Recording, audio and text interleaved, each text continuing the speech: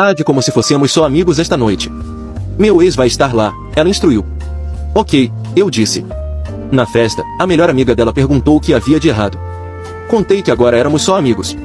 Ela disse, já era hora. Você merece coisa melhor. Conversamos por horas e depois fomos embora juntos. Na manhã seguinte, ela apareceu na minha porta chorando. O ex dela não estava interessado. A melhor amiga dela atendeu a porta vestindo a minha camisa. A máquina de expresso soltou seu último suspiro, enchendo o apartamento com o aroma rico e amargo do café torrado. Eu despejei o shot nas 2 canecas de cerâmica que minha irmã tinha nos dado de presente de aniversário de namoro. Dele, diziam, uma piada que fez Sarah rir por uma semana inteira. Agora, parecia que a piada era comigo. Levei as canecas até o quarto, onde a verdadeira apresentação já estava em andamento. Sarah estava posicionada diante do espelho de corpo inteiro, uma crítica avaliando a própria obra-prima.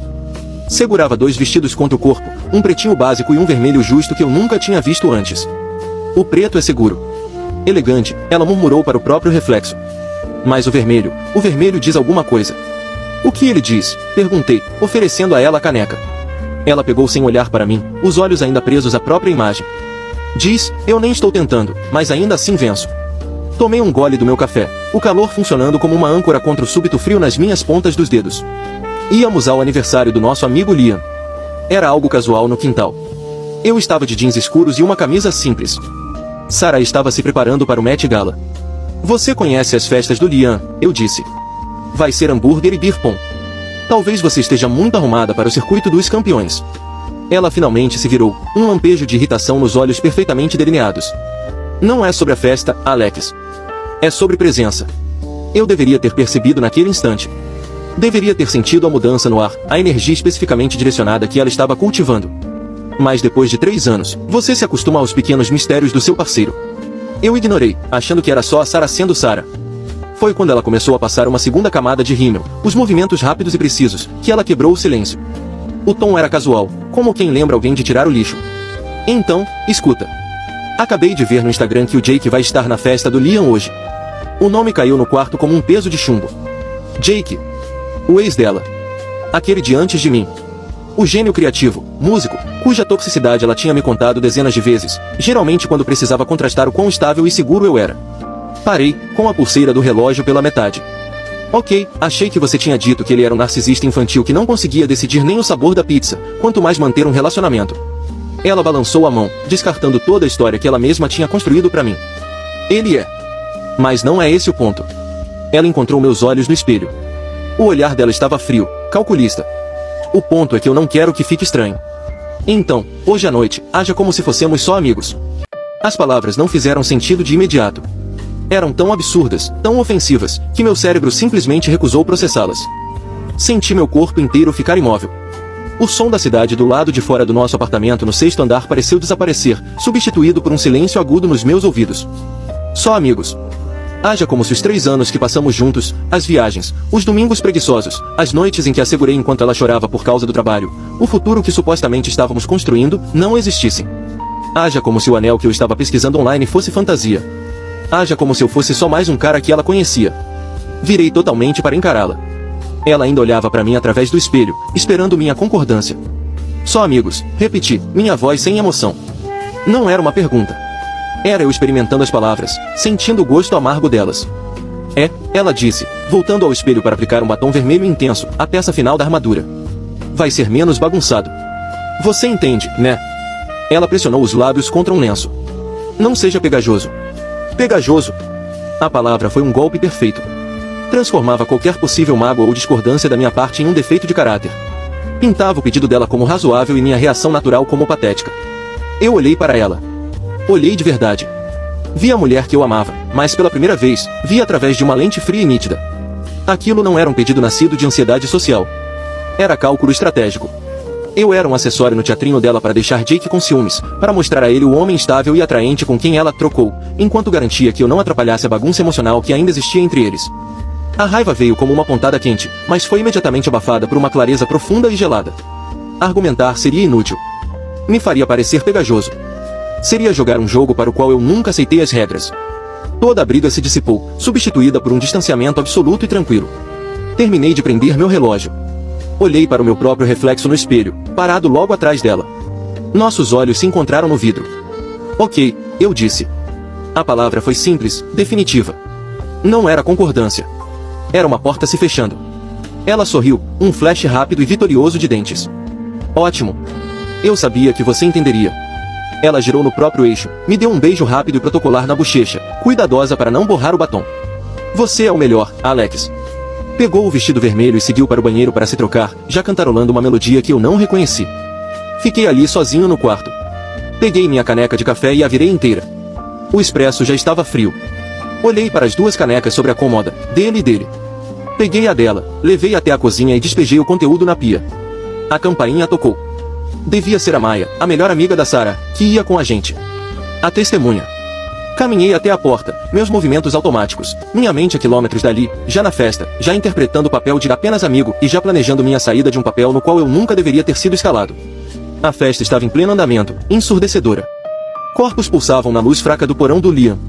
Um caleidoscópio de risadas forçadas e conversas gritadas sobre um grave que parecia um segundo batimento cardíaco.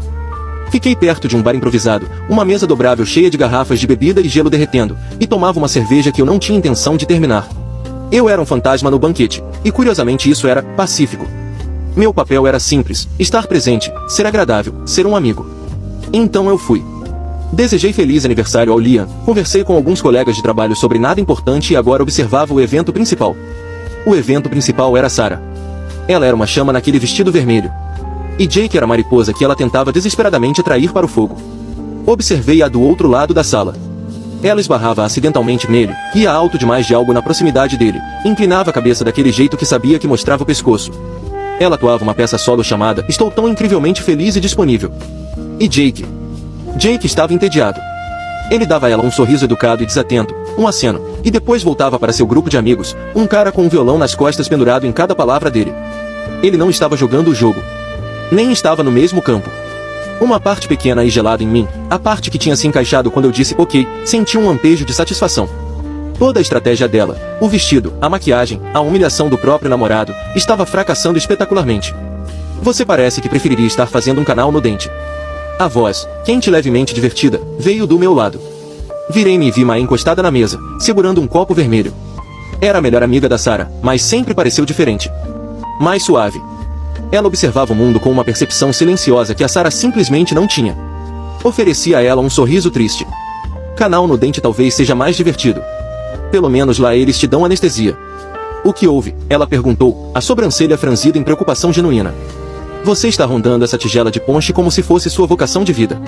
Tomei um gole lento da cerveja, meus olhos voltando para a performance da Sarah. A dormência era meu escudo.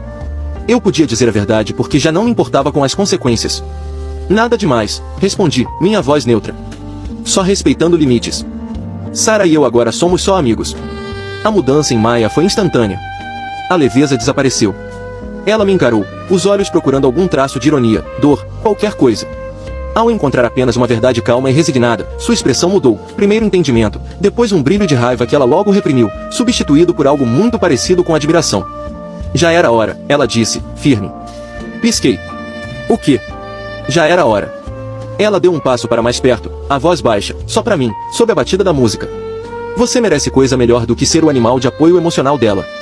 Alex, você merece alguém que não faça você se sentir um segredo, ou um acessório. Foi como se ela tivesse colocado as mãos dentro do meu peito e traduzido perfeitamente aquele sentimento frio e sólido que vinha crescendo desde a tarde. Animal de apoio emocional. Acessório. Descrições perfeitas. Brutais. A validação não era reconfortante, era eletrizante. Alguém enxergava. Alguém do lado dela enxergava. A festa virou um ruído distante. O mundo encolheu para aquele pequeno espaço ao lado da tigela de ponche. Ela me disse que seria menos bagunçado, murmurei.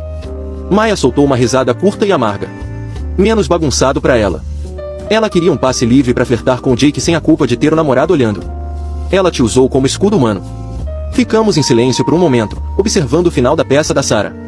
Ela finalmente havia encurralado Jake perto da escada. Vimos ela colocar a mão no braço dele, e vimos ele removê-la gentil, porém firmemente. Disse algumas palavras e foi embora, deixando-a ali sozinha. O vermelho vibrante do vestido de repente parecia desesperado. Ridículo. O encanto tinha quebrado. A estratégia tinha falhado. Virei meu corpo, dando minhas costas à cena, e dei a Maya minha atenção completa. Então, como anda a vida? O que há de novo fora dessa loucura toda? Ela sorriu, um sorriso real, aliviado. Está boa. O trabalho está uma loucura. Estou pensando em adotar um gato, mas tenho medo de virar um estereótipo. Começamos a conversar. Conversar de verdade. Não aquela conversa educada e superficial que se faz em festas, mas o tipo de conversa que acontece quando você percebe que a pessoa diante de você realmente te enxerga. Falamos sobre nossos chefes idiotas, nossos sonhos de infância, os livros que amávamos, o terror existencial da vida moderna. Rimos. Percebi que eu não ria de verdade há meses. As horas passaram sem que percebêssemos. A festa começou a esvaziar. Em certo momento, vi Sarah largada em um sofá, sozinha, olhando para o celular, o retrato perfeito do desespero. Não senti nada. Ela agora era uma personagem de fundo na minha história. Maya deu uma olhada no horário no celular. Acho que já deu pra mim. Eu ia chamar um Uber. Eu te levo, eu disse sem hesitar. A ideia de ficar ali mais um segundo era insuportável. A ideia de ela ir embora era pior. Ela disse, segurando o meu olhar. Eu gostaria disso. Não nos despedimos de ninguém. Simplesmente saímos, o ar fresco da noite nos batizando depois do calor abafado da festa. Não conversamos no caminho até meu carro, mas o silêncio era confortável, carregado de um entendimento novo e não dito. Quando dei ré e os faróis iluminaram a frente da casa, lá estava ela. Sarah, parada na varanda, claramente tendo acabado de sair para nos procurar.